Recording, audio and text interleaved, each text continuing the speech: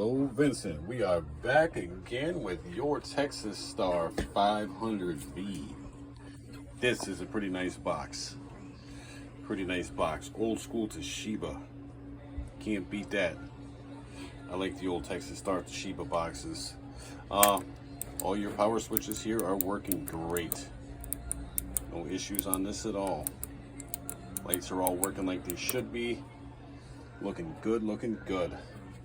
Let's go ahead and pop this tin. I was kind of surprised with this tin when I took it off though. I think this is the first one I've seen made out of this aluminum here. They usually come in with the sheet metal. Very, very light. What did we all do in this one? We upgraded your coax. You had the old black stuff in there. Got rid of that. Some good coax in there. Wired up your fan here to the power switch. Get the power. It sends power to the 1/8 inch jack back there. 1/8 inch jack then goes to the fan. Do not unplug that fan with power to the amplifier. You'll burn a trace or even maybe more. Okay, what else did we do here? We did the power wire upgrade on it.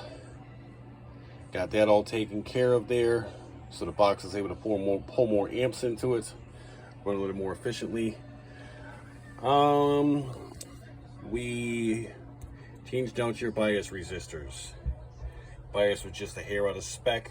It's good to go now. Did that as a preventive maintenance thing. That way, you know, in a year or whatever, 2 years, 5 years, whatever it may be, you're not going to have issues out of it, because if that bias gets too high, it's going to take out your pills. We definitely don't want that to happen, especially with the Toshibas. Toshibas are not cheap at all. What else did we do in here? We cleaned up all the flux on the boards. Got her looking real nice. There was a lot of flux on these boards. Got it all cleaned up though. She's looking real nice now. I'm trying to think. Wasn't a whole lot I really had to do to this one at all. Yeah, I'm pretty sure that's about it that we did to this one. Pretty sure. Let's go ahead and run the paces with it. Stick this bad boy on. We're going to use the Connex 3300 today. Give it a 4-watt dead key up there in high. It's going to swing 25 watts. Oh, let's first look at this. Turn that amp back off. 5-watt slug in reverse. That is your pass-through tune. Hello, hello, hello, hello, hello. That needle's barely moving. Let's turn that box back on. Input tune. Hello, hello, hello, hello, hello, hello, hello, hello.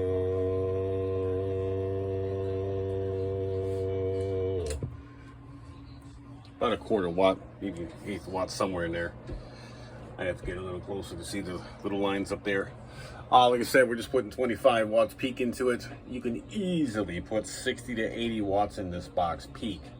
I would, but I got rid of my striker, going back to just single final radios, and we're just gonna use driver boxes. I did have a 2290 driver box here, but somebody came through over the weekend and desperately needed it and offered me something I could not refuse for it. I would have been a fool to pass that up.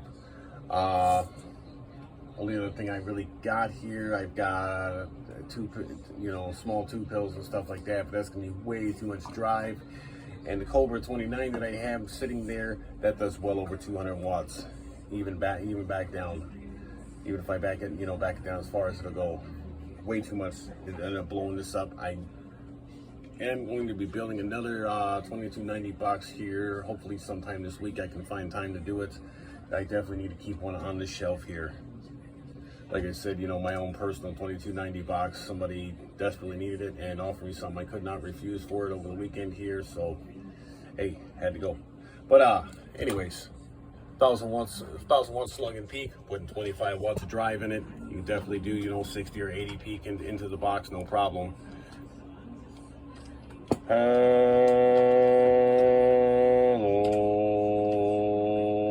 Get about 5 5.25 with 25 watts of peak. You put that 60 to 80 in there, you should see right in the ballpark of 750, 800, maybe even a little bit more. Definitely a good box though. No issues with it at all.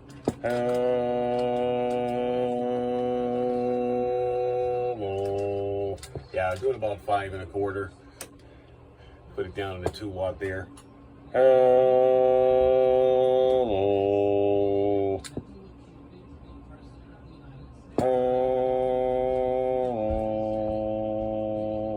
This microphone acts kind of funky sometimes.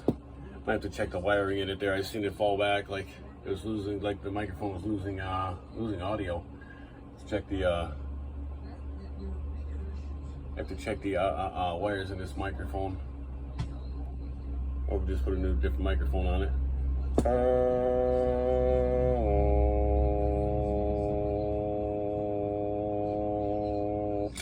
Yeah, not missing a beat at all.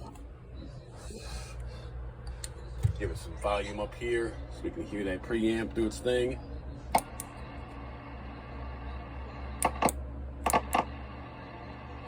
Preamp's definitely doing its thing. Definitely doing its thing. Looking really good. We did label this box the same. Got the label for the fan up here, you know, fan power, and I did label it on the bottom there, right by the heatsink also, where the heatsink meets the body of the amplifier. I did label it, you know, do not unplug this, with power to the amp. I think that's about it. Very, very nice box. You know, I definitely hope you enjoy it for many years to come. Like I said, you know, everything's wired to the power switch here. Your switch under here is still operational. I recommend just leaving it on all the time. But like I said, you turn off that power button, boom, it all shuts off. Lot smoother operation. Lot smoother operation than what it was before. You know, the fan was wired into your main power wires here, which if you ever want to put inside of a vehicle or something, it's going to run constantly if you forget to flip that switch there. We do have your power pole SB 120s, like we had talked about. I know you said you wanted the 50s. Like I said, I recommended the 120s. The 50s are just a little too small for these dudes. 120 will do just fine on it. Yeah, this dude is definitely doing its thing. Double this back into a, I mean, this is 1.5 watts.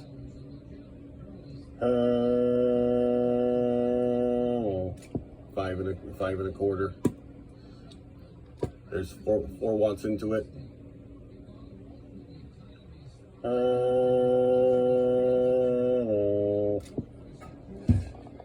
I know you said that you run your stuff pretty gently.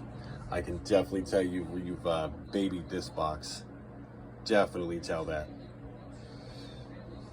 Well, we're gonna get this get that power pole put onto the power wires here for you. Get it all screwed up. Put our wrap around the box so everything stays nice and tight, nice and secure. Wrap it up in some bubble wrap and get this out the door to you. I hope you enjoy it, Vincent. Have a great day.